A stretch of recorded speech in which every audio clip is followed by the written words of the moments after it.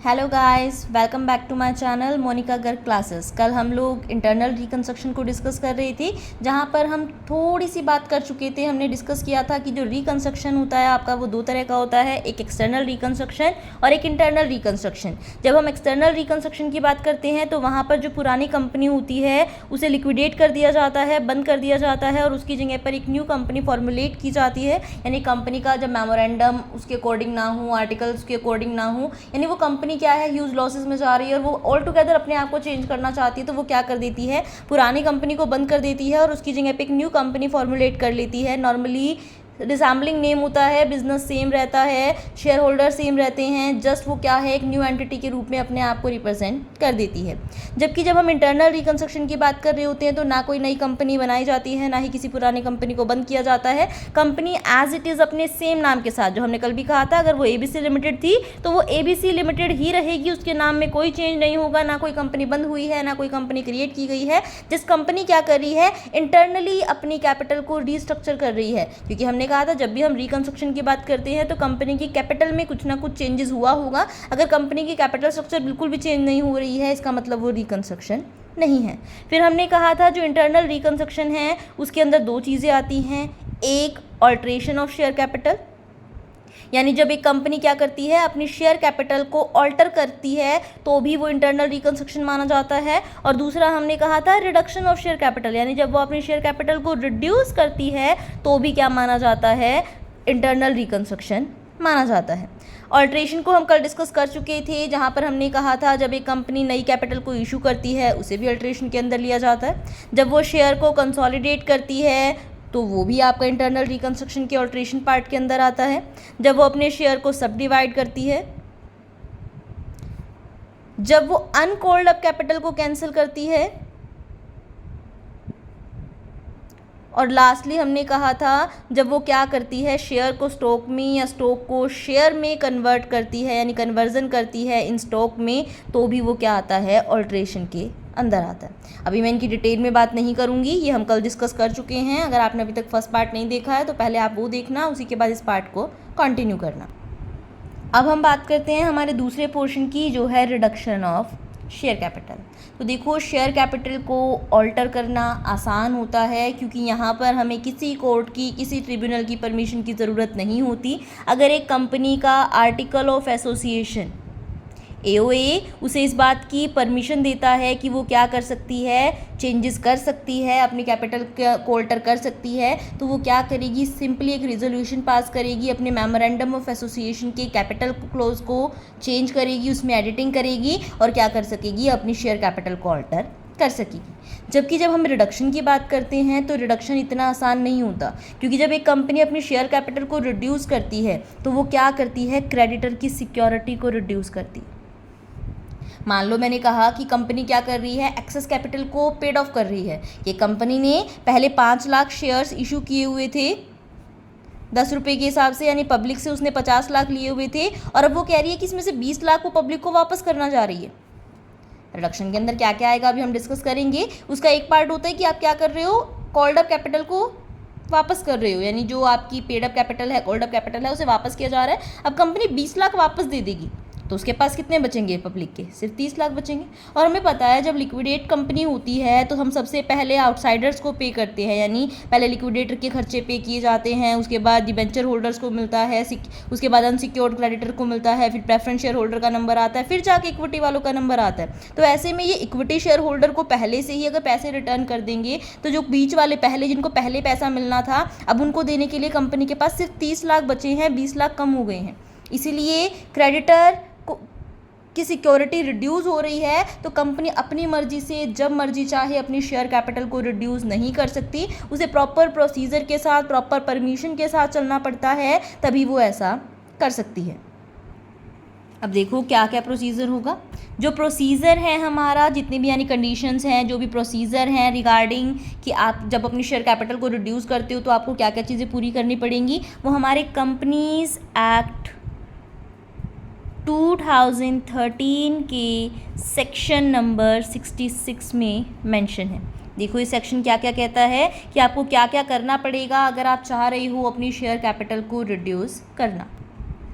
First है हमारा कि सबसे पहले क्या होनी चाहिए, आर्टिकल ऑफ एसोसिएशन की परमिशन होनी चाहिए, यानी एक कंपनी का आर्टिकल ऑफ एसोसिएशन इस चीज़ की परमिशन देना चाहिए कि वो कैपिटल को रिड्यूस कर सकती है। अगर किसी के एओए में ऐसी परमिशन नहीं है तो सबसे पहले उसे अपने एओए को अल्टर करना पड़ेगा, उसी के बाद वो रिडक्शन ऑफ कैपिटल कर सकती है।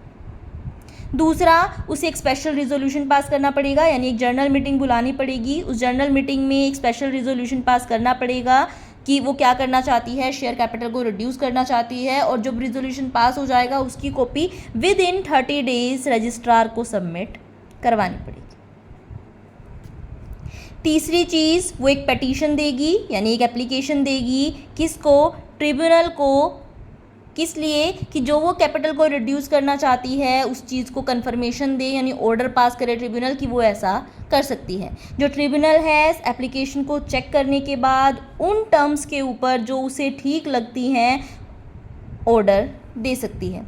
जब वो ट्रिब्यूनल ऑर्डर देगा तो उससे पहले वो एक चीज़ इंश्योर करेगा कि या तो जितने भी क्रेडिटर्स हैं उनके क्लेम सेटल कर दिए गए हों, यानी उनकी जो पेमेंट है उनको कर दी गई हो, क्योंकि क्रेडिटर की हमने कहा ना सिक्योरिटी रिड्यूस होगी, तो या तो क्रेडिटर्स को पेमेंट कर दी गई हो या फिर क्रेडिटर ने अपनी असेंट दे दी हो, यानी उन्हें चीज़ से कोई भी दिक्कत ना हो, तभी वो क्या करेगी, ऑर्डर पास करेगी कि कंपनी अपना रिडक्शन कर सकती है, यानी अपनी शेयर कैपिटल को रिड्यूस कर सकती है। अगर ट्रिब्यूनल चाहे तो वो कंपनी को ये भी ऑर्डर दे सकता है कि उसे कुछ टाइम के लिए अपने नाम के साथ एंड रिड्यूस वर्ड लगाना होगा, ताकि किसी भी पर्सन को अगर वो उस पर्टिकुलर कंपनी में इन्वेस्ट करने की सोच रहा है या पैसे एज अ लोन देने की सोच रहा है तो उसे पता लगे कि एक कंपनी ने अभी अभी अपनी कैपिटल को रिड्यूस किया है, क्योंकि नॉर्मली कंपनी रिडक्शन तब करती है जब उसकी बैलेंस शीट में बहुत ज़्यादा लॉसेज एक्यूमुलेट हो चुके हों, बहुत ज़्यादा फिक्टिशियस असेट्स हों, यानी असेट्स जो है उसकी बहुत ज़्यादा दिख रही हो जबकि वो उतनी ना हो, तो ऐसे में कंपनी की पोजीशन अच्छी होगी नहीं, लेकिन वो कैपिटल को रिड्यूस करके उससे साउंड दिखाने की कोशिश कर रही है, तो ताकि सामने वाली पार्टी को इस बारे में पता रहे तो ट्रिब्यूनल चाहे तो कुछ टाइम के लिए जितना भी उसे ठीक लगता है कंपनी को ऑर्डर दे सकता है कि उसे अपने नाम के साथ एंड रिड्यूस वर्ड लगाना होगा, और उस एंड रिड्यूस वर्ड को कंपनी के नेम का ही पार्ट माना जाएगा। उसके बाद कंपनी को क्या करना होगा, जो ट्रिब्यूनल से ऑर्डर मिला होगा, यानी ऑर्डर कन्फर्मेशन की जो कॉपी मिली होगी उसको विद इन 3 मंथ्स, यानी विद इन 90 डेज कंपनी को क्या करना होगा, जमा करवाना होगा आपके रजिस्ट्रार के पास। यानी कंपनी क्या करेगी, जो ऑर्डर मिला होगा प्लस मेमोरेंडम ऑफ एसोसिएशन, क्योंकि देखो जब भी कैपिटल ऑल्टर होगी आइदर वो रिड्यूस हो रही है आइदर वो इंक्रीज हो रही है, चाहे जो मर्जी क्यों ना हो रहा हो, मेमोरेंडम का कैपिटल क्लोज तो चेंज होगा ही, यानी कैपिटल मेमोरेंडम ऑफ एसोसिएशन ये बताता है उसका कैपिटल क्लोज कि कंपनी के पास क्या क्या है कैपिटल में, तो वो तो ऑल्टर होगा ही। तो आपको क्या करना पड़ेगा, 90 दिन के अंदर अंदर ट्रिब्यूनल के ऑर्डर की जो कॉपी मिली थी वो भी, और जो आपका रिवाइज मेमोरेंडम है, यानी एमओए चेंज करने के बाद जो आपका नया मेमोरेंडम जो बना है उसको क्या करना होगा, विद इन 90 डेज रजिस्ट्रार के पास सबमिट करवाना होगा।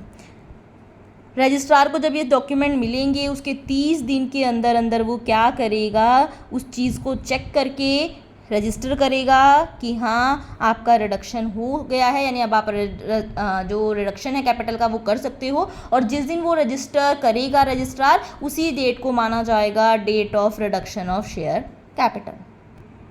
आई होप क्लियर हुआ होगा। एक बार और रिवाइज कर रही हूँ, हमने कहा कंपनी को अगर शेयर कैपिटल को रिड्यूस करना हो तो वो इजीली ऐसे अपनी मर्जी से नहीं कर सकती है, उसे क्रेडिटर की परमिशन की ज़रूरत पड़ती है, उसे ट्रिब्यूनल से ऑर्डर पास करवाना पड़ता है, उसी के बाद वो ऐसा कर सकती है। हमारा जो कंपनीज एक्ट 2013 का सेक्शन 66 है वो बताता है इस बारे में कि कैसे एक कंपनी शेयर कैपिटल को रिड्यूस कर सकेगी। हमने कहा सबसे पहले एओए यानी आर्टिकल ऑफ एसोसिएशन की परमिशन होनी चाहिए। अगर आर्टिकल ऑफ एसोसिएशन में ऐसी परमिशन नहीं है तो कंपनी को पहले आर्टिकल ऑफ एसोसिएशन को ऑल्टर करना होगा, उसी के बाद वो ऐसा कर सकती है। दूसरा हमने कहा कि कंपनी को जनरल मीटिंग बुलानी पड़ेगी जिसमें उसे एक स्पेशल रिजोल्यूशन पास करना पड़ेगा, यानी शेयर होल्डर से परमिशन लेनी पड़ेगी कि कंपनी क्या करना चाहती है, शेयर कैपिटल को रिड्यूस करना चाहती है, और जो भी वो रिजोल्यूशन होगा उसकी कॉपी 30 डेज़ के अंदर अंदर हमें रजिस्ट्रार के पास सबमिट करवानी होगी। तीसरा हमने कहा ट्रिब्यूनल को इस बारे में एप्लीकेशन देनी होगी कि हम क्या करना चाहते हैं, अपनी शेयर कैपिटल को रिड्यूस करना चाहते हैं। जो ट्रिब्यूनल होगा वो ये चीज़ इंश्योर करके कि या तो क्रेडिटर के क्लेम सेटल कर दिए गए हैं या क्रेडिटर ने परमिशन दे दी है, उन टर्म्स के ऊपर ऑर्डर पास कर देगा जो भी उसे ठीक लगती है। फिर हमने कहा अगर ट्रिब्यूनल चाहे तो कंपनी को ये भी ऑर्डर कर दे सकता है कि उसे कुछ टाइम के लिए अपने नाम के साथ एंड रिड्यूस वर्ड यूज़ करना होगा।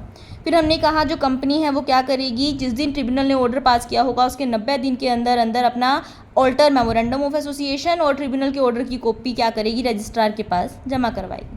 जिस दिन रजिस्ट्रार को वो दोनों डॉक्यूमेंट मिलेंगे उसके 30 दिन के अंदर अंदर वो उसको रजिस्टर करेगा, और जिस दिन वो रजिस्टर करेगा उसी डेट को मान लिया जाएगा रिडक्शन ऑफ शेयर कैपिटल की डेट, यानी उसी दिन से वो इफेक्टिव होगा। अब देखो आगे चलते हैं। अब बात करते हैं कि रिडक्शन ऑफ शेयर कैपिटल कैसे कैसे किया जा सकता है। हमने कहा ना एक तरीका तो ये था कि वापस कर दी थी कैपिटल, बट एक मिनट के लिए भूल जाओ कि हमने अभी तक कोई टाइप डिस्कस किया है। हम इस बात को स्टार्टिंग से शुरू करते हैं, यानी इस चीज़ को कि किस किस तरीके से शेयर कैपिटल को रिड्यूस करना पॉसिबल है। बेसिकली 3 ऐसे तरीके हैं जिससे ऐसा किया जा सकता है, यानी शेयर कैपिटल को रिड्यूस करना पॉसिबल है। देखो क्या क्या। पहला तरीका है कि कंपनी क्या कर दे, रिड्यूस कर दे अनकॉल्ड अप कैपिटल को। देखो कल हमने जो ऑल्ट्रेशन के अंदर डिस्कस किया था वो अनइशूड कैपिटल थी, यानी कैपिटल का वो पोर्शन जो अभी तक इशू ही नहीं किया गया था उसको कैंसिल कर रही थी। और अब मैंने कहा है अनकॉल्ड कैपिटल, दोनों कैपिटल अलग अलग होती है। इशूड का मतलब, अनइशूड का मतलब है वो कैपिटल जिसको इशू ही नहीं किया गया, यानी कि पब्लिक को अभी तक दिया ही नहीं गया है कि वो उसको सब्सक्राइब करे, उस शेयर्स को खरीदे। और अनकॉल्ड अप कैपिटल का मतलब है कि एक शेयर है, मान लो उसकी वैल्यू 10 थी, अभी तक कंपनी ने क्या किया है उसके ऊपर सिर्फ 7 रुपये मंगवाए हैं और 3 रुपये मंगवाने पेंडिंग है। तो जो ये 3 रुपये पेंडिंग है इसे कहा जाएगा अनकॉल्ड कैपिटल, की अभी तक इसको कॉल किया नहीं किया गया है। तो एक तरीका है कि रिड्यूस कर दे वो अपनी अनकॉल्ड कैपिटल को, यानी जिस पैसे को मंगवाया ही नहीं गया था उन 3 रुपये को कैंसिल ही कर दे, कि जो 7 रुपये का शेयर, जो 7 रुपये आ चुके हैं उसी को फुल्ली पेड अप मान लिया जाएगा। अब शेयर होल्डर को और कुछ देने की ज़रूरत नहीं है। डिटेल में डिस्कस करेंगे अभी। दूसरा है पे ऑफ करके एक्सेस कैपिटल को, यानी paying off any paid up capital, any paid up capital which is in excess of need of the company, यानी कैपिटल के उस पोर्शन को पेड ऑफ करके जो अब कंपनी को ज़रूरत नहीं है। जो हमने अभी एग्जांपल लिया था पीछे कि अगर एक कंपनी की कैपिटल 50 लाख की है, यानी उसने पब्लिक से 50 लाख लिए हुए हैं, बट अब उसे ऐसा लग रहा है कि उसे 50 लाख की ज़रूरत ही नहीं है, यानी उसका काम 30 लाख में चल सकता है, वो 20 लाख उसके लिए पूरे तरीके से एक्सेस हैं, तो उस 20 लाख को रिटर्न करके भी शेयर कैपिटल को रिड्यूस कर सकती है। तीसरा और सबसे मेन तरीका जो हमारे मेन इंटरनल रिकंस्ट्रक्शन के अंदर आता है, जिसके ऊपर हमारे ऑलमोस्ट क्वेश्चन बेस करेंगे, वो है बाय कैंसलिंग और writing of any paid up share capital, यानी वो शेयर कैपिटल जो पब्लिक से ली जा चुकी थी अब हम उसे कैंसिल कर रहे हैं। कैंसिल करने का मतलब है कि वो पार्ट बेसिकली लॉस्ट हो चुका होगा, जो हमने बिल्कुल स्टार्टिंग में डिस्कस किया था कि कई बार कंपनी की बैलेंस शीट में सिर्फ लॉसेज भरे हुए होते हैं, इफेक्टिशियस असेट भरी होती हैं जिनको रिटर्न ऑफ करना होता है, गुडविल होती है जो सिर्फ नाम की रिप्रेजेंटेड होती है, यानी कंपनी की कैपिटल एक्चुअल में रिड्यूस हो चुकी होती है जबकि बैलेंस शीट उसको ज़्यादा दिखाई जा रही है कॉन्टिन्यूसली, तो उस चीज़ को रिड्यूस करके भी कंपनी रिडक्शन कर सकती है। अब तीनों की अलग अलग से बात करते हैं। मुझे पता है अभी आप लोगों को बहुत ज़्यादा क्लियर नहीं हुई होगी बातें, क्योंकि अभी हमने सिर्फ ऊपर से टच किया है। अब हम तीनों चीज़ों की डिटेल में बात करते हैं कि जर्नल एंट्री क्या पास की जाएगी और कैसे ये सारा काम किया जाएगा। पहले कहा हमने अनकॉल्ड कैपिटल को रिड्यूस करना, यानी कैपिटल का वो पोर्शन जो अभी तक मंगवाया नहीं गया था उसको हम क्या कर रहे हैं, रिड्यूस कर रहे हैं। जो अभी हमने एग्जांपल लिया कि अगर एक शेयर 10 रुपये का है जिसके ऊपर 7 रुपीज़ कॉल्ड अप है, तो बचे हुए जो 3 रुपये हैं जो अभी तक अनकॉल्ड अमाउंट है उसे कैंसिल करके कंपनी क्या कर सकती है, अपनी कैपिटल को रिड्यूस कर सकती है। पर देखो अगर हम रिड्यूस करते हैं अनकॉल्ड कैपिटल को तो उसके लिए क्रेडिटर की परमिशन नेसेसरी होती है, क्योंकि जब किसी अनकॉल्ड कैपिटल को रिड्यूस किया जाता है तो इससे क्रेडिटर की सिक्योरिटी डायरेक्टली इम्पैक्टेड होती है कि अब जो शेयर होल्डर्स से 10 रुपये मिले हुए थे। अगर हम शेयर होल्डर से 10 रुपये लेते तो जब हम लिक्विडेट करते कंपनी को बंद करते तो 10 रुपये थे हमारे पास क्रेडिटर को पे करने के लिए। लेकिन क्योंकि अब हमने इस 3 रुपये को कैंसिल कर देंगे तो इन 3 रुपये को हम शेयर होल्डर से कभी भी मांग ही नहीं सकेंगे, तो हमें 7 रुपये में ही काम चलाना पड़ेगा। अदरवाइज सिक्योरिटी ज़्यादा होती क्रेडिटर की, तो इसलिए यहाँ पर क्रेडिटर की परमिशन लेना कंपलसरी होगा। जब तक क्रेडिटर इस बात की परमिशन नहीं दे देते तब तक हम इस चीज़ को नहीं कर सकते हैं, यानी अनकॉल्ड अप कैपिटल को कैंसिल नहीं किया जा सकता है। एंट्री इसकी बिल्कुल सिंपल होगी। हमने कहा एक शेयर जो 10 रुपये का था, अब वो क्या कर दिया है, 7 रुपये का ही फुल्ली पेड अप बना दिया है, यानी अब वो शेयर क्या है 10 वाला नहीं रहेगा, 7 का हो जाएगा। तो 10 वाला शेयर चला गया, जो हम कल भी कंसेप्ट कर रहे थे। अगर शेयर कैपिटल जाएगी तो वैसे उसका बैलेंस क्रेडिट होता है, अगर वो जाएगी ख़त्म की जाएगी तो वो डेबिट हो जाएगी। तो equity share capital account debit, क्या 10 रुपये वाला शेयर चला गया। To equity share capital account, 7 रुपये वाला शेयर आ गया। और अमाउंट क्या रहेगी, दोनों में ही 7। दोनों में ही 7 क्यों लिखी, नॉर्मली हमारी जो बैलेंस शीट में अभी तक हमने लिखे होंगे वो वहाँ पर सिर्फ कोल्ड अप और पेड अप कैपिटल ही आती है, अनकोल्ड अप कैपिटल वहाँ लिखी ही नहीं जाती है। तो हम शेयर 10 रुपये वाला था, उसकी पेड अप वैल्यू अभी तक 7 ही थी, तो इसलिए 10 रुपये वाला शेयर चला गया जिस पे 7 रुपये आए हुए थे, और उसकी जगह पर हमने एक fully paid up share 7 rupees वाला क्रिएट कर दिया। मान लो इसकी जगह मैं यहाँ लिख देती हूँ कि टोटल 10,000 शेयर थे, एक शेयर की वैल्यू 10 रुपये थी, तो मैं क्या लिखूँगी कि 10 रुपये वाला शेयर चला गया जिसके ऊपर 70,000 रुपये आए हुए थे।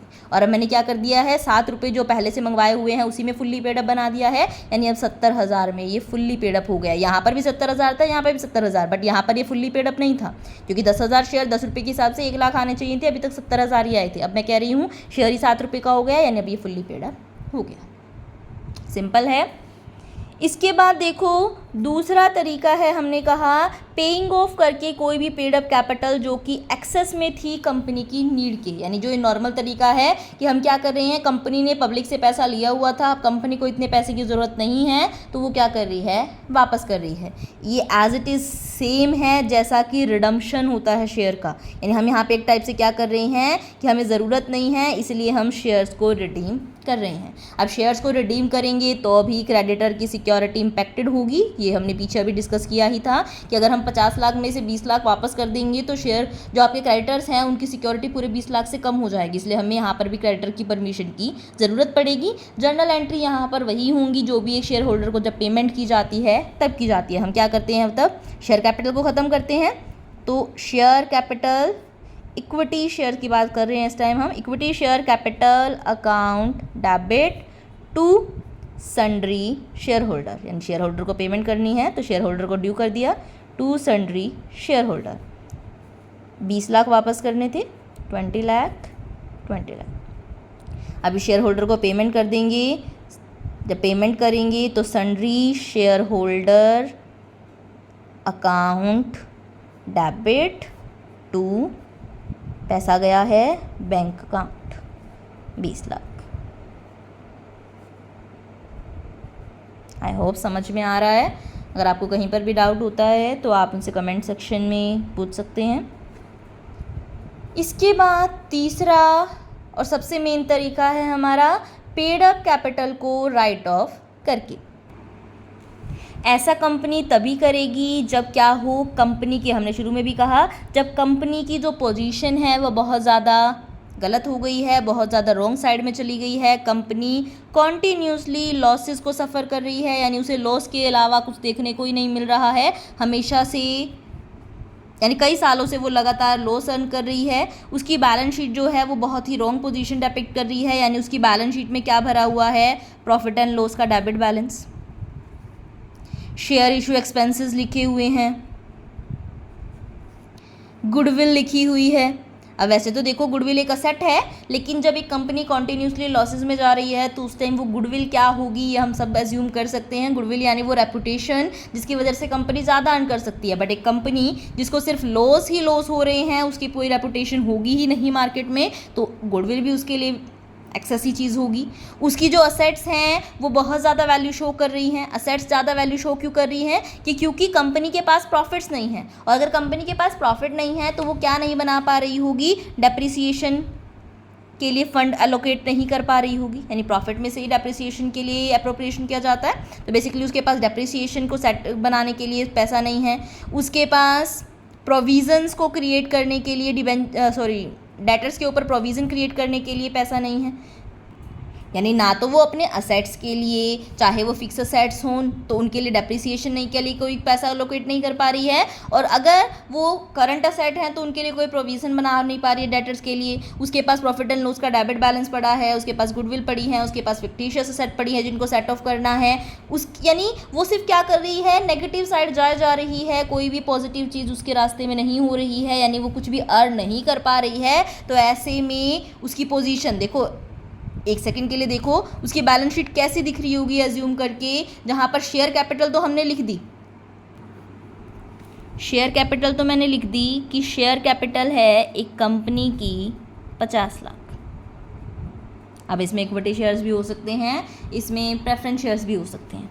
मैंने कहा डिबेंचर्स हैं उनके 5 लाख के, क्रेडिटर्स को उन्हें पैसा देना है 1.5 लाख, रिजर्व एंड सरप्लस पड़े हैं उनके पास, जिसमें क्या है, प्रॉफिट एंड लॉस का डेबिट बैलेंस जो क्या दिखा रहा है, 40 लाख का loss, negative figure. Balance sheet का टोटल कर देते हैं, बैलेंस शीट का टोटल होगा यहाँ पर 16,50,000। असेट साइड में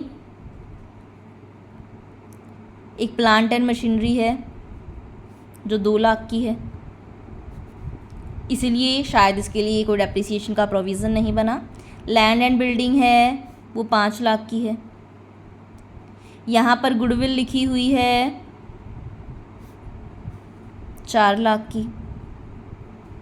यहाँ पर शेयर इशू एक्सपेंसेस लिखे हुए हैं, कुछ प्रीलिमिनरी एक्सपेंसेस लिखे हुए हैं, कुछ discount on issue of share लिखा हुआ है, कुछ डिस्काउंट डिबेंचर्स के इशू का लिखा हुआ है।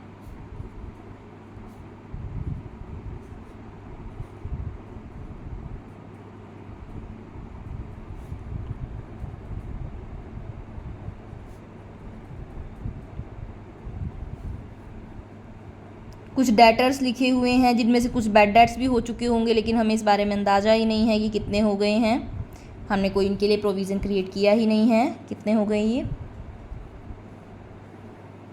कैश है हमारे पास 50,000 का, बैलेंस बराबर कर दिया मैंने दोनों तरफ का।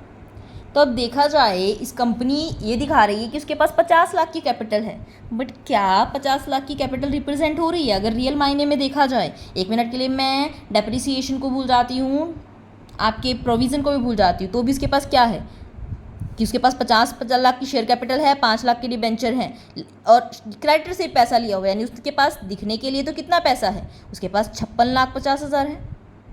और देखा जाए तो है उसके पास क्या, एक 2 लाख की प्लांट एंड मशीनरी, 5 लाख की लैंड एंड बिल्डिंग,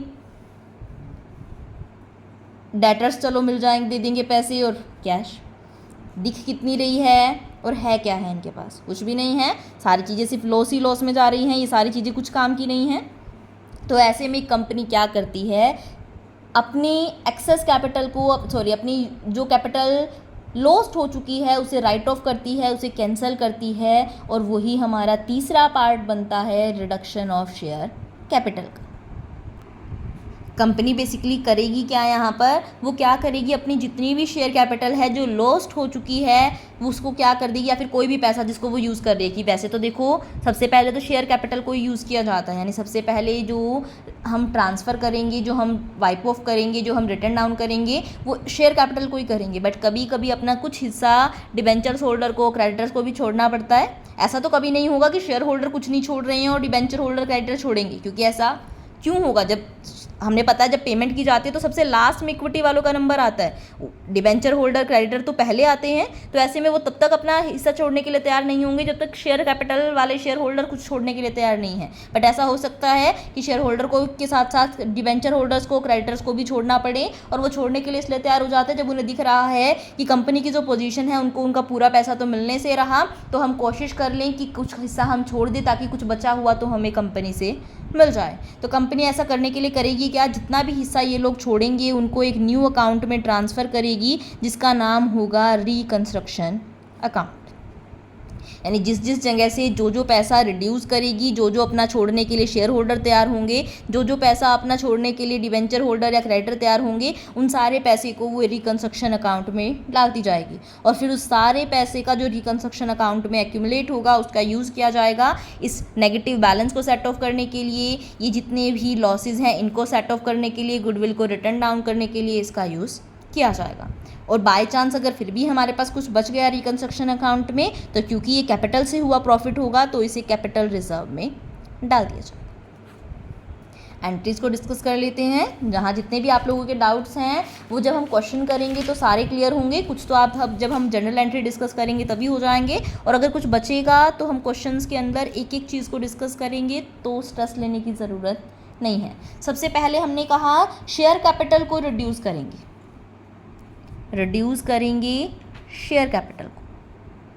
देखो हर एंट्री में एक ही चीज़ होगी कि हम क्या करेंगे, जो अपना पैसा दे रहे हैं उसको रिकंस्ट्रक्शन अकाउंट में डालते जाएंगे। अब शेयर होल्डर अपना हिस्सा छोड़ेंगे तो शेयर होल्डर्स डेबिट हो जाएंगे, यानी शेयर कैपिटल, शेयर होल्डर नहीं, बेसिकली शेयर कैपिटल आपकी डेबिट हो जाएगी क्योंकि हम उसे ख़त्म कर रहे हैं, रिड्यूस कर रहे हैं। जितनी रिड्यूस करोगे उतनी share capital account debit to reconstruction, कि वो पैसा जो रिड्यूस होगा रिकंस्ट्रक्शन अकाउंट में डाल। उसके बाद मैंने कहा कई बार हो सकता है कि डिबेंचर होल्डर को या क्रेडिटर को भी कुछ हिस्सा छोड़ना पड़े, इनका बैलेंस भी क्रेडिट होता है, अगर ये कुछ छोड़ेंगे तो डेबिट हो जाएंगे। यानी एक टाइप से हम मान लेंगे कि इनको वो पैसा दे दिया है, ये लेने या लेने ही वाले हैं, तो डिबेंचर अकाउंट डेबिट, क्रेडिटर्स या ट्रेड पेबल अकाउंट डेबिट, कहाँ डाल देंगे पैसा, टू रिकंस्ट्रक्शन। फिर हम क्या करेंगे, मैंने कहा इस रिकंस्ट्रक्शन में जितना भी पैसा एक्यूमुलेट होगा उसका यूज़ करेंगे जो भी चीज़ें हमें रिटर्न डाउन करनी थी उसके लिए। तो जब यूज़ करेंगे रिकंस्ट्रक्शन को, जब उस रिकंस्ट्रक्शन में पैसा जाएगा तो वो क्रेडिट होगा, तो जब उसका यूज़ किया जाएगा तो वो डेबिट हो जाएगा। तो रिकंस्ट्रक्शन अकाउंट डेबिट टू जो जो चीज़ें ख़त्म करनी थी। प्रॉफिट एंड लॉस का नेगेटिव बैलेंस था, प्रॉफिट एंड लॉस का नेगेटिव बैलेंस था यानी डेबिट बैलेंस था, अगर इसको ख़त्म करेंगे तो ये क्रेडिट हो जाएगा, तो to profit and loss account. Goodwill का बैलेंस डेबिट था, ख़त्म करोगे क्रेडिट हो जाएगी, टू गुडविल अकाउंट। ये तीनों share issue expenses, discount on issue of share and debenture, to share issue expenses, to discount on issue of share और to discount on issue of debenture. इसके अलावा अगर कोई नई लायबिलिटी हमें पे करनी होगी तो वो भी हम रिकंस्ट्रक्शन अकाउंट से पे कर देंगे, टू अनरिकॉर्डेड लायबिलिटी। थोड़ा स्पेस कम पड़ गया इस एंट्री में, टू अनरिकॉर्डेड लायबिलिटी। लास्ट काम होगा कि अगर इस रिकंस्ट्रक्शन में कुछ पैसा फिर भी बच गया, कि इसमें बहुत ज़्यादा पैसे थे, से इसमें इकट्ठे हो के हमारे 60 लाख हो गए और ये सारे मिला के 50 लाख हो रहे हैं, 10 लाख बच गए, तो उस रिकंस्ट्रक्शन में जो पैसा बचेगा उसे हम ट्रांसफ़र कर देंगे हमारे कैपिटल रिजर्व में, यानी reconstruction account debit to capital reserve account. बस इतना ही करना है, बाकी डिटेल में आपको जब हम क्वेश्चन करेंगे तब अच्छे से समझ में आएगा। आई थिंक एक क्वेश्चन हम आज डिस्कस कर ही लेते हैं। एट प्रेजेंट हमारी जो कंसेप्ट्स हैं वो फ्रेश हैं, तो एक क्वेश्चन डिस्कस कर लेते हैं। एक बार पहले पूरा क्वेश्चन रीड कर लेते हैं। The following is the balance sheet of Vipul limited as at 31 March 2015। देखो ये क्या कह रहे हैं, हमारे पास शेयर कैपिटल है, शेयर कैपिटल के अंदर 3000 प्रेफरेंस शेयर्स हैं, प्रेफरेंस शेयर्स 100 का एक है और फुल्ली पेड अप हैं, 3 लाख रुपए हमें इनसे मिले हुए हैं। 6000 इक्विटी शेयर हैं, 100 का एक है, 6 लाख के हैं। सरप्लस दिया हुआ है, यानी रिजर्व एंड सरप्लस दिए हुए हैं, जो कि ब्रैकेट में दिया हुआ है, यानी नेगेटिव बैलेंस है हमारे पास, प्रॉफिट लॉसेस, प्रॉफिट नहीं है ये, लॉस है 3.5 लाख का। डिबेंचर्स दिए हुए हैं 1.5 लाख के, लोन लिया हुआ है बैंक से 1.5 लाख का, और ट्रेड पेबल है हमारे पास 75,000। इसके बाद देखो असेट साइड में हमारे पास लैंड एंड बिल्डिंग है 3 लाख की, मशीनरी दी हुई है 4,50,000 की, गुडविल है 22,500 की, इन्वेंट्रीज हैं 65,000 की, trade receivable 70,000, cash and bank का बैलेंस है 7,500 का, और कुछ शेयर इशू एक्सपेंसेस दिए गए हैं 10,000 के। On the above date the company adopted the following scheme of reconstruction. देखो कंपनी ने क्या क्या किया है, क्वेश्चन करना हम बाद में स्टार्ट करेंगे, पहले हम पूरे क्वेश्चन को रीड करेंगे। जब भी आप कोई भी प्रैक्टिकल क्वेश्चन करते हो तो हमेशा पहले उसको पूरा रीड किया करो, ताकि कोई भी कंसेप्ट ऐसी ना हो, कोई पॉइंट ऐसा ना हो जो आपको क्वेश्चन करने के बाद रियलाइज़ हो कि वहाँ पर ये एडजस्टमेंट भी करनी थी और मैं भूल गई। तो इसलिए आप स्टार्टिंग से ही पूरा करते हुए, पूरा पढ़ने के बाद ही पूरा क्वेश्चन स्टार्ट करते हुए चलोगे। तो देखो क्या कह रहे हैं, the preference shares are to be reduce to fully paid up share of 75 each, यानी प्रेफरेंस शेयर को रिड्यूस कर देना है फुल्ली पेड अप 75 का, यानी अब वो पूरा एक शेयर फुल्ली पेड अप ही 75 का हो जाएगा, जबकि पीछे हमने किया था कि प्रेफरेंस शेयर की एक की वैल्यू 100 रुपीज़ है, अब हम कह रहे हैं वो 75 में ही फुल्ली पेड अप बना देना है। Equity and equity share are to be reduce to share of ₹40 each fully paid up. Equity share भी पीछे 100 रुपये का एक दिया हुआ था, और अभी कह रहे हैं कि जो इक्विटी शेयर है वो आपको फुल्ली पेड अप कितने पे मान लेना है, 40 रुपीज़ पे ही मान लेना है। The debenture holder took over inventories and trade receivables in full satisfaction of their claim. Debenture holders ने इन्वेंट्री और ट्रेड रिसीवेबल ले ली है और मान लिया है कि उनके सारे क्लेम सेटल हो गए हैं। डिबेंचर होल्डर को जो हमें पैसा देना था वो देना था 1.5 लाख, और उन्होंने क्या कर लिया है, उस 1.5 लाख के बदले में इन्वेंट्री और ट्रेड रिसीवेबल, इन्वेंट्री 65,000 की और ट्रेड रिसीवेबल 70,000 के 70,000 के, यानी 1,35,000 में ही वो अपने सेटलमेंट में मान गए हैं, बाकी 15,000 उन्होंने छोड़ दिए हैं। The fictitious and intangible assets are to be eliminated, यानी जितनी भी फिक्टिशियस है इंटेंजिबल असेट हैं, यानी शेयर इशू एक्सपेंसेस हैं, गुडविल है, इनको आपको हटाना है। Land and building to be appreciated by 30%, land and building में अप्रिसिएशन हो गया है 30% से, यानी 3 लाख की थी उसका 30% 90,000 से इंक्रीज हो गई है। And machinery to be appreciated by 33:1/3%, यानी 1/3 से मशीनरी आपकी रिड्यूस हो गई है, उसका रिडक्शन कर देना है। एक्सपेंस हुए हैं रिकंस्ट्रक्शन के 4,500 के, 4,500 के हमारे एक्सपेंसेस हैं रिकंस्ट्रक्शन के। गिव जर्नल एंट्री इन और incorporating the above scheme of reconstruction, आपको जर्नल एंट्री बतानी है इस रिकंस्ट्रक्शन की स्कीम के लिए। And prepare the reconstructed balance sheet, और इस रिकंस्ट्रक्शन के बाद जो नई बैलेंस शीट बनेगी उसको प्रिपेयर करना है। क्वेश्चन स्टार्ट करते हैं। हमने सबसे पहले जर्नल एंट्री पास कर रही हूँ मैं, बैलेंस शीट भी बनाएंगे, बट पहले सारी जर्नल एंट्रीज करने के बाद सबसे पहले हमने कहा प्रेफरेंस शेयर को 75 का बनाना है, पीछे 100 का कहा था हमने है, और शेयर्स थे आपके 3,000।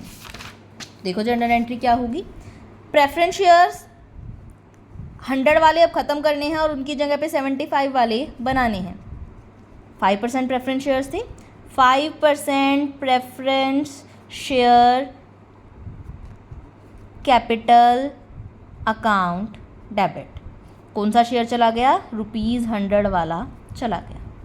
उसकी जगह पे आया है 5% प्रेफरेंस शेयर कैपिटल अकाउंट, कितने वाला, 75 वाला। और जो एक्स्ट्रा पैसा होगा उसे हमने क्या कहा, कहाँ डाल देंगे, हम उसे डाल देंगे रिकंस्ट्रक्शन में, क्योंकि जो जो लोग छोड़ेंगे वो सारा का सारा रिकंस्ट्रक्शन में जाएगा ताकि लॉसेस को सेट ऑफ किया जा सके। तो एंट्री होगी टू रिकंस्ट्रक्शन अकाउंट। देखो अनकॉल्ड अप कैपिटल को रिड्यूस नहीं कर रही हूँ मैं, अनकॉल्ड अप कैपिटल में तो हमने कहा था दोनों में अमाउंट सेम ही आएगा, क्योंकि उतनी ही पेड अप थी और उतने को ही हमने क्या कर दिया, फुल्ली पेड अप बना दिया है। बट यहाँ पे मैं क्या कह रही हूँ, 100 रुपये का पेड अप था और उसे मुझे 75 का बनाना है, तो जो ख़त्म किया उसको डेबिट कर दिया और जो क्रिएट किया उसे क्रेडिट कर दिया। पहले मेरे पास 3,000 शेयर थे, 100 का एक, यानी मैंने पब्लिक से कितने रुपये लिए हुए थे, 3 लाख रुपये आए हुए थे। सेकेंड, 3 लाख रुपए मेरे पब्लिक से आए हुए थे। अब मैंने कहा उस शेयर को मुझे 75 का बना देना है, यानी 3,000 शेयर 75 का एक बना दूंगी। जब 75 का बनाऊंगी यानी अब जो शेयर कैपिटल हो जाएगी मेरी प्रेफरेंस शेयर कैपिटल वो हो जाएगी 2,25,000 की, और बाकी बचे हुए 75,000 चले जाएंगे हमारे रिकंस्ट्रक्शन अकाउंट में। नरेशन ज़रूर लिखोगे, किसी भी क्वेश्चन को, किसी भी जर्नल एंट्री को बिना नरेशन अगर छोड़ा जाए तो वो इनकम्प्लीट मानी जाती है। मैं नहीं लिख रही हूँ टाइम सेविंग पर्पज़ से, जो आपका क्वेश्चन होता है एज इट इज़ वही की रिडक्शन किया है 3000 प्रेफरेंस शेयर्स का जो 100 रुपीज़ एक के थे into 3000 preference share of 75 each fully paid. दूसरा हमने कहा इक्विटी शेयर्स को हमें रिड्यूस करना है और 40 का बनाना है, पहले 100 का था अब 40 का बनाना है। तो देखो सेम चीज़ चलेगी, equity share capital account debit कितने का 100 का था, अब क्या बना देना है to equity share capital account कितने का ₹40 का, और बचे हुए 60 रुपये के हिसाब से जो बचेंगे वो किस में चले जाएंगे to reconstruction account. Number of shares थे हमारे 6000, यानी 6000 शेयर्स 100 के हिसाब से पहले थे 6 लाख, अब 40 के हिसाब से हो जाएंगे वो 2,40,000, 6000 मल्टीप्लाई 40 2,40,000 और बची हुई 3,60,000 चले गए मेरे रिकंस्ट्रक्शन अकाउंट। फिर इन्होंने कहा डिबेंचर होल्डर एग्री हो गई हैं कि वो इन्वेंट्री और ट्रेड रिसीवेबल से काम चला लेंगे, और हमने कहा था डिबेंचर होल्डर 1.5 लाख के हैं, इन्वेंट्री 65,000 की है और ट्रेड रिसीवेबल 70,000 70,000 की है। तो डिबेंचर होल्डर अब नहीं रहेंगे, डिबेंचर अकाउंट डेबिट कितना जाएगा 1.5 लाख। साथ में हमने उनको क्या क्या दिया है, एक तो हमने दी उन्हें इन्वेंट्री 65,000 की, तो टू इन्वेंट्री अकाउंट 65,000। फिर हमने उन्हें ट्रेड रिसीवेबल्स दिए, तो टू ट्रेड रिसीवेबल्स, कई बार बीच में छोड़ देती हूँ मैं स्पेलिंग को, चलो पूरा लिखते चलते हैं, छोड़ते ही नहीं हैं, टाइम सेविंग पर्पज़ से भी नहीं छोड़ते हैं। फिर हमने जो बचा हुआ इन्होंने किया, हमने कहा इन्होंने सिर्फ ये 2 चीज़ ली हैं, जब 2 लिए 1,35,000 की ले ली, डिबेंचर के 1.5 लाख के, तो बचे हुए 15,000 कहाँ जाएंगे रिकंस्ट्रक्शन में, यानी डिबेंचर होल्डर ने 15,000 छोड़ दिए हैं तो उनको रिकंस्ट्रक्शन में डाल दो। फिर इन्होंने कहा फिक्टिशियस असेट और इनटेंजिबल असेट्स को एलिमिनेट करना है, करने को हम यहाँ पर भी इस चीज़ को कर सकते हैं, कोई दिक्कत नहीं है, आप इनको पहले भी कर लो, बट जितना भी हमें रिकंस्ट्रक्शन का यूज़ करना है हम उसको कंबाइनली एक एंट्री में भी कर सकते हैं, हमारा टाइम सेव होगा। तो 1 मिनट के लिए इसको मैं छोड़ रही हूँ, अगर आप चाहो तो हम यहाँ पर भी इसकी एंट्री कर सकते थे, बट 1 सेकेंड के लिए मैंने इस पॉइंट को छोड़ दिया है। फिर मैंने कहा land and building are to be appreciated by 30%। Land and building में अप्रिसिएशन हुआ है, अगर असेट में अप्रिसिएशन हुआ है तो असेट का डेबिट बैलेंस होता है, उसमें अप्रिसिएशन होगा तो वो डेबिट ही होगी, यानी अगर हम नेगेटिव चीज़ जाते हैं, यानी जो चीज़ का बैलेंस डेबिट होता है उसे रिड्यूस करना होता है तो वो क्रेडिट होती है, और उसे इंक्रीज़ करना होता है तो डेबिट होती है। ठीक उसी तरीके से अगर कोई लायबिलिटी है उसे रिड्यूस करना है तो वो डेबिट होती है, और इंक्रीज़ करना होता है तो क्रेडिट ही रहती है, क्योंकि उसका बैलेंस क्रेडिट होता है। तो यहाँ पर लैंड एंड बिल्डिंग एक असेट है, तो land and building account debit to, देखो जब भी हम इंटरनल रिकंस्ट्रक्शन कर रहे हैं तो कोई भी पैसा कहीं और से नहीं जाएगा, सारी चीज़ें रिकंस्ट्रक्शन से होंगी, तो to reconstruction account. Land and building थी 3 लाख की, 3 लाख का 30% यानी 30% किया तो आएगा 90,000, तो land and building account debit to reconstruction 90,000। फिर इन्होंने कहा मशीनरी को भी डेप्रीशिएट करना है 33:1/3% से, तो ये भी एक तरीके से रिकंस्ट्रक्शन का यूज़ है।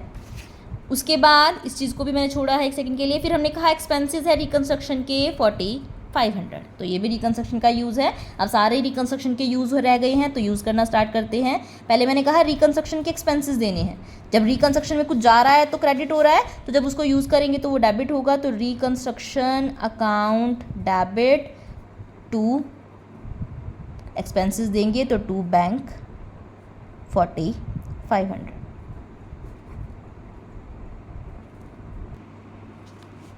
अब लास्ट में रिकंस्ट्रक्शन को पूरा यूज़ करते हैं।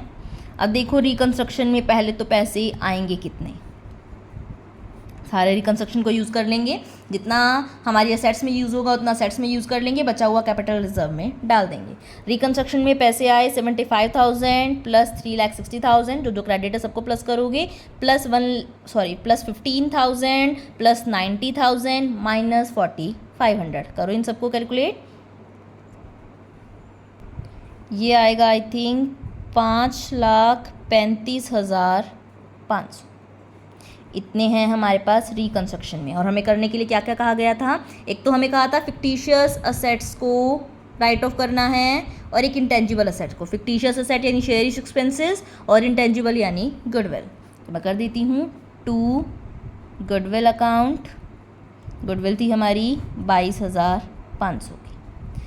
एक बोला गया था शेयर इशू एक्सपेंसेस को, टू शेयर इशू एक्सपेंस, ये दिए गए थे बैलेंस शीट में 10,000। एक हमें बोला गया था मशीनरी डेप्रिसिएट हुई है, इसकी एंट्री अगर आप ऐसे कंफ्यूज होते हो तो ऊपर ही कर देते हैं reconstruction account debit to machinery. जैसे लैंड एंड बिल्डिंग एप्रिशिएट हुई थी तो land and building to reconstruction हुआ था, मशीनरी डिक्रीज हुई है तो reconstruction account debit to machinery. तो चाहे तो अलग लिख लेते, चाहे हम यहाँ पे इकट्ठी लिख दे रिकंस्ट्रक्शन टू मशीनरी, दोनों बात एक ही है।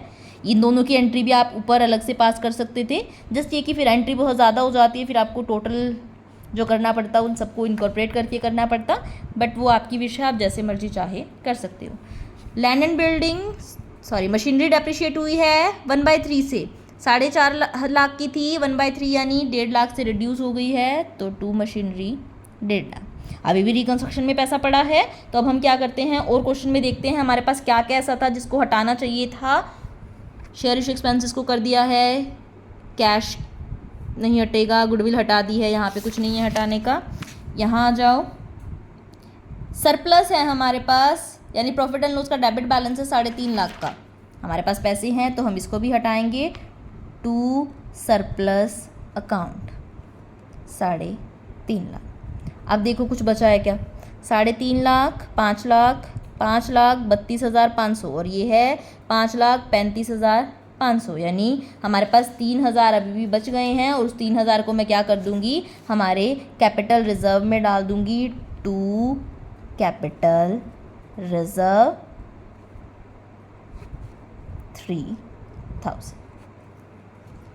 ये हो गई हमारी जर्नल एंट्री कंप्लीट। आप इन सारी एंट्रीज को अलग अलग भी कर सकते थे, reconstruction to goodwill, reconstruction to share issue expenses, reconstruction to machinery, reconstruction to surplus, और फिर लास्ट में जो बचता है रिकंस्ट्रक्शन टू कैपिटल रिजर्व। सबकी अमाउंट फिर ऐसे ही आती, गुडविल की दोनों जगह 22,500, इसकी 10,000, इसकी 1.5 लाख, इसकी 3.5 लाख और इसकी 3,000। बट इफेक्टिव रहता है कि अगर हम इसको कंबाइन कर दें कि एंट्री में हमारा काम चल रहा है तो हम ऐसा इकट्ठा कर सकते हैं। अब बात आई बैलेंस शीट की, तो देखो बैलेंस शीट को कैसे करेंगे, एक एक आइटम को देखते जाओ। पहले है शेयर कैपिटल, प्रेफरेंस शेयर्स थे पहले 3 लाख के, जर्नल एंट्री का यूज़ करके करेंगे, अब रह गए हैं 2,25,000 के। तो अब हमारे पास जो नई बैलेंस शीट बनेगी, बुक से ही कर रहे हैं हम, तो नई बैलेंस शीट बनेगी, उसमें प्रेफरेंस शेयर रह गए 2,25,000 के। ऐसे इक्विटी शेयर्स हैं, इक्विटी शेयर हमारे बचे थे 2,40,000 के, तो वो बच गए हमारे 2,40,000 के। टोटल हमारे हो गए 4,65,000, तो हमारी शेयर कैपिटल आ गई 4,65,000। उसके बाद रिजर्व एंड सरप्लस में आ जाओ, सरप्लस दिए हुए थे, ये 3.5 लाख तो हमने हटा दिए हैं, ये तो बचे नहीं हैं। हमारे पास क्या बचा है, कैपिटल रिजर्व में हमने 3,000 डाले हैं, सिर्फ वही रिजर्व एंड सरप्लस है और कोई हमारे पास बैलेंस नहीं है, तो रिजर्व एंड सरप्लस आ जाएंगे हमारे 3,000 के। फिर देखो आगे, नॉन करंट लायबिलिटी में डिबेंचर्स हैं, डिबेंचर्स को हमने पूरे पैसे जितने उनको देने थे दे दिए हैं, वो बचे ही नहीं हैं तो उनको नहीं लिखेंगे। बैंक लोन का हमने कुछ नहीं किया तो एज इट इज़ 1.5 लाख आएगा, और ट्रेड पेबल्स का भी कुछ नहीं किया तो वो एज इट इज़ 75,000 आएंगे। तो लॉन्ग टर्म बोरोइंग रह गई 1.5 लाख की बैंक लोन, और ट्रेड पेबल रह गई हमारे पास एज इट इज़ 75,000 की। अब असेट साइड आ जाओ, असेट में लैंड एंड बिल्डिंग है, पहले 3 लाख की थी, अब वो 90,000 से इंक्रीज़ हो गई थी, तो अब हो जाएगी 3,90,000 की। 6,90,000 लिखा हुआ है, इसको पार्टीशन करेंगे, 3,90,000 इसमें लैंड एंड बिल्डिंग है। उसके बाद मशीनरी है, 4.5 लाख की है, 1.5 लाख की रिड्यूस हो गई थी, तो ये बची 3 लाख की, तो 3,90,000 प्लस 3,000 की, 3 लाख की वो बची है, यानी टोटल हो गए 6,90,000। गुडविल हमने राइट ऑफ कर दी थी, नहीं बची है। इन्वेंट्री डिबेंचर होल्डर ले गए थे, ट्रेड रिसीवेबल्स भी डिबेंचर होल्डर ले गए थे।